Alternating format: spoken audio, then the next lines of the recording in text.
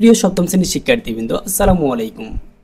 I hope all are keeping cool and আলহামদুলিল্লাহ I am also doing great. আশা করি তোমরা সবাই অনেক অনেক ভালো আছো এবং আমিও অনেক ভালো আছি। ইন দিস ভিডিও, এই ভিডিওতে I will clear your all of doubt. আমি তোমার সকল ডাউট ক্লিয়ার করব অ্যাবাউট ইউর নেক্সট এক্সাম, তোমার পরবর্তী পরীক্ষা সম্পর্কে।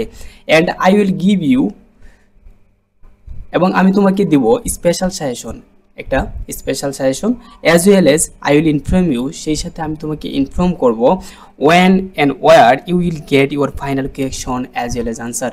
কখন এবং কোথায় তুমি পেয়ে যাবা তোমার ফাইনাল কোয়েকশন এবং সেটার আনসার। প্রিয় শিক্ষার্থী, শুরু করতেছি আজকের এই ভিডিওটি। আজকের এই ভিডিওটিতে আমি যে যে বিষয় নিয়ে আলোচনা করব তার মধ্যে 1 নাম্বার হচ্ছে সংশোধিত রুটিন, নাম্বার 2 মূল্যায়ন syllabus, number 3 special suggestion, and number 4 মূল্যায়ন প্রশ্ন কখন ও কোথায় পাওয়া যাবে। এই 4টা বিষয় নিয়ে আজকে আমি তোমাদেরকে ক্লিয়ার ধারণা দিব। আশা করি আজকের এই ভিডিও দেখার পরে তোমার আর কোনো চ্যানেলের মধ্যে গিয়ে ভিডিও খুঁজতে হবে না যে প্রশ্ন কোথায় পাবো, স্পেশাল সাজেশন, এইটাই তোমার জন্য যথেষ্ট। ওকে প্রিয় শিক্ষার্থী, চলো শুরু করি আজকের এই ভিডিওটি। প্রথমে আমরা দেখব সংশোধিত রুটিন।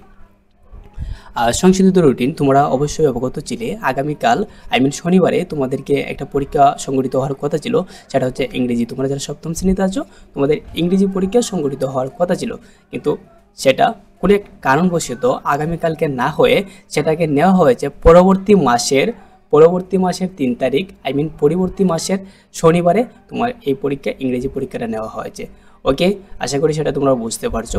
তার মানে আগামীকালকে শনিবারে যেহেতু তোমাদের পরীক্ষা হচ্ছে না, তো এর পরবর্তী যে পরীক্ষা আছে সেই পরীক্ষাটা হচ্ছে সোমবারে, 15 তারিখ সোমবারে তোমাদের গণিত পরীক্ষা অনুষ্ঠিত হবে। তোমরা অবশ্যই জানো 15 তারিখ সোমবারে তোমাদের গণিত পরীক্ষা অনুষ্ঠিত হবে।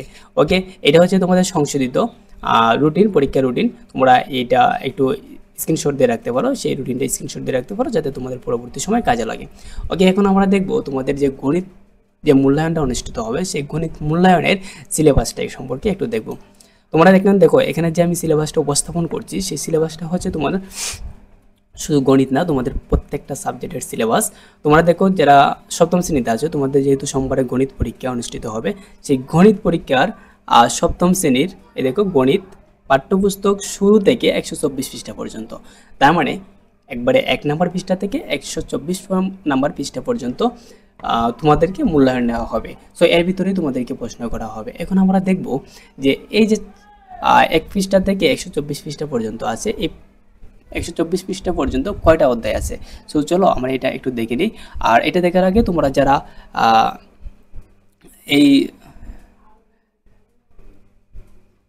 এই রুটিনটি পাওনি, এই রুটিনটি এখনও পাওনি, তারা একটু এই সিলেবাসটাকে একটু স্ক্রিনশট দিয়ে রাখতে পারো যাতে পরবর্তী সময় তোমার কাজে লাগে। ওকে, এখন আমরা দেখব 128 পৃষ্ঠা পর্যন্ত, সপ্তম গণিত 124 পৃষ্ঠা পর্যন্ত কয়টা অধ্যায় আছে। তো তোমরা দেখো প্রথম অধ্যায় হচ্ছে সূচকের গল্প 1 থেকে 29 পৃষ্ঠা, দ্বিতীয় বীজগাণিতিক রাশির সূচক 30 থেকে 56 পৃষ্ঠা, তৃতীয়ত ভগ্নাংশের লসাগু ও গসাগু 57 থেকে 79 পৃষ্ঠা, অনুপাত সমানুপাত 80 থেকে 103 পৃষ্ঠা, আকৃতি দিয়ে চেনা যায় 104 থেকে 124 পৃষ্ঠা। প্রিয় শিক্ষার্থী, এই মুহূর্তে আমরা দেখব তোমাদের যে স্পেশাল সাজেশন আছে সেই স্পেশাল সাজেশনটা তোমাদেরকে আমি একটু দেখাবো। এর ভিতরে তোমাকে আমি একটা বিষয় ইনফর্ম করি। তুমি যেহেতু এর আগে আরও অনেকগুলো মূল্যায়ন দিয়েছো, সেই মূল্যায়ন অবশ্যই তুমি একটু না একটু ফলো করেছো যে তোমার যে কোয়েকশনটা হয় সেই কোয়েকশনটা বেশি একক কাজ আসে এবং দলগত কাজ আসে। তো তোমাদেরকে আমি একটা স্পেশাল সাজেশনের মধ্যে প্রথমেই বলে নিই, তোমাদের গণিত বইয়ের একক কাজ এবং দলগত কাজ যেগুলো আছে প্রত্যেকটা একদম পুঙ্খানুপুঙ্খানুভাবে করবা, তাহলে তোমাদের এগুলোর থেকে কমন আসার সম্ভাবনা অনেকটা বেশি হয়ে যাবে। সো অন্যগুলোতে করবা না এমন না, তোমরা প্রথমে একক কাজ এবং দলগত কাজগুলো করে নিবা, তারপরে অন্যগুলা করবা, ঠিক আছে। তো তোমরা দেখো যে প্রথম অধ্যায় সূচকের গল্প আছে, সেই সূচকের গল্পের মধ্যে এখানে যে একক কাজগুলো রয়েছে সেগুলো আমি একটু উল্লেখ করেছি। যেমন ধরো 11 পৃষ্ঠার একক কাজ, 19 পৃষ্ঠার একক কাজ, এবং একক কাজের নিচে একটা চক আছে সেই চকটাও করবা। 24 পৃষ্ঠার একক কাজ, 25 পৃষ্ঠার 2টা একক কাজ, 27 পৃষ্ঠার একক কাজ দ্বিতীয় অধ্যায়।